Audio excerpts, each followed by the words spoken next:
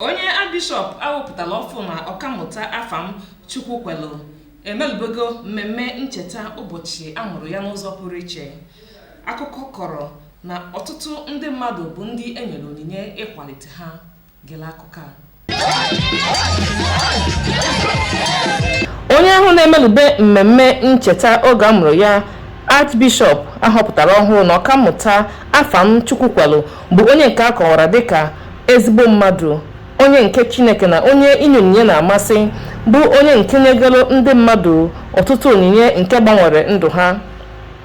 Ọ lụgolo obodo ya ọtụtụ ihe, bụ nke gụnyere ọkụ latrik nke okporo ụzọ dị iche iche, ma gwukwara ha mmiri, ma nyekwa ọtụtụ mmadụ n'obodo ya ọlụ n'ogo dị iche iche.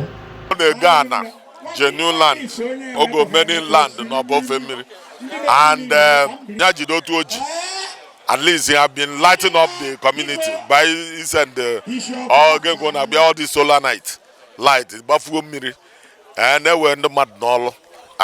Na yo aka ojide otu oji na Chineke ya na-agọzi ya.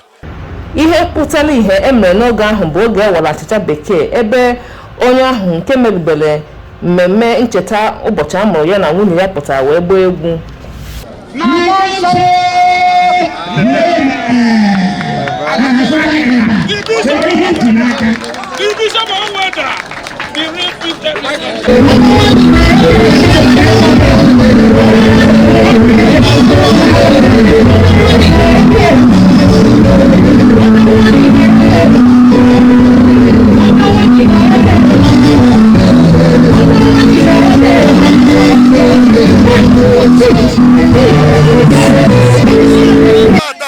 Tata bụ ụbọchị ndị echeta ọmụmụ m, ụbọchị amụrụ m, wee kpebie esi na nchọ ka ndị mmadụ soro m bịa rie nwụọ, wee kene Chukwu na Chineke tiri ihe n'afọ m, were kere ọha na eze ndị mmadụ bịara ebe a taa.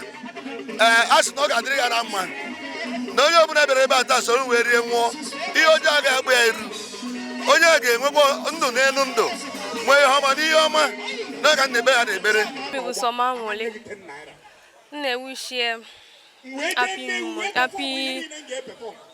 Happy birthday to her, though.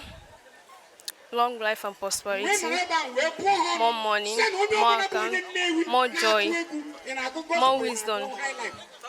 Mmemme ahụ gara n'ilu ebe ndị mmanwụ pụtara mee ndị mmadụ obi ụtọ, akpọrịta egwu obi ụtọ. Ọtụtụ mmadụ pụtakwa wee kọwapụta obi ụtọ ha nwere n'ebe onye ahụ na-eme mmemme nọ, ebe ọtụtụ ndị enyi ya bịa wetara ya onyinye. N'otu n'ime ụzọ imelube mmemme ahụ, ọkammụta Afam gara n'ilu na mmelube inye ndị mmadụ onyinye, ebe onye gasịrị ana na onyinye ndị ọzọ nke o nyere ndị mmadụ iji mee ka obi ụtọ kpaa ha. Ndị a kwupụtakwara mmasị ha n'ihe o nyere ha. Obi mbe aṅụrị ya ifụnanya dị n'ime ya, wee si ebe o si weta ya wee ego wee gote ya moto pee m na ọ ya bịakwara ya mmaji kwuru mmaji. Ebere m na ọ dịrị ya ma dịrị ezinụlọ ya mma. A ga n'ilu wee kpee ekpere ka ọ na-enwe mbawanye ime mmemme dị iche iche na ndụ ya na nke ezinụlọ ya. Site n'Amawbia, Jen Francis Obi, akụkọ ụwa NTA.